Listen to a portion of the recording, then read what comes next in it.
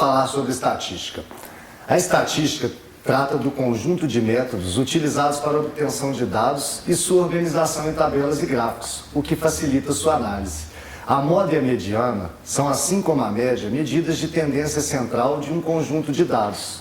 São chamadas também de medidas de posição, já que servem para resumir em apenas uma informação a característica desse conjunto. Então, vamos relembrar agora alguns conceitos. Começaremos com a média aritmética. Para encontrar a média aritmética, devemos somar todos os números no grupo e dividir essa soma pelo número de itens para achar a média, também conhecida como rateio. Vejamos este exemplo. Vamos somar todos os elementos desse conjunto, que possui os seguintes elementos: 44, 51, 72, 72, 88 e 99. Somando todos os elementos desse conjunto, vamos obter um total de 426. Para obter a média, eu devo dividir pelo número de elementos do conjunto. Tem 1, 2, 3, 4, 5, 6 elementos. Portanto, 426 dividido por 6, vamos obter nossa média, que é 71. E o que é moda?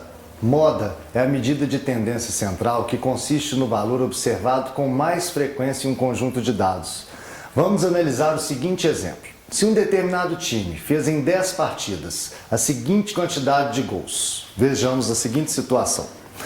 Um time fez 10 partidas, na primeira partida esse time fez 3 gols, na segunda 2 gols, na terceira não fez e assim por diante, como você pode observar.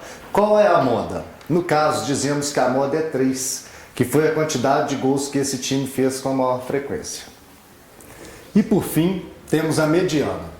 A mediana é uma medida de tendência central que indica exatamente o valor central da amostra de dados. Vejamos o exemplo.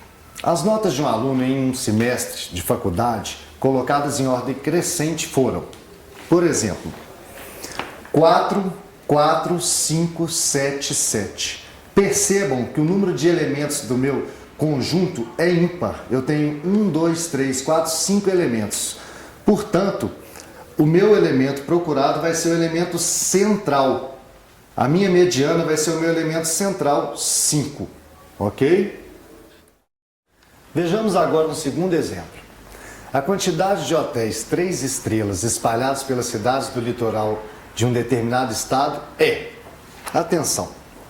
Temos aqui as quantidades de hotéis.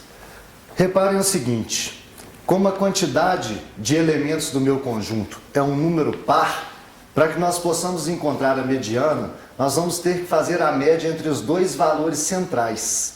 Portanto, como eu tenho 10 elementos, eu vou pegar os meus dois valores centrais, 4 para um lado, 4 para o outro, e esses dois são os elementos centrais. Vou fazer a média entre os dois. Somo, divido por 2, que é a quantidade de elementos, 12 sobre 2, 6 é a mediana do meu evento.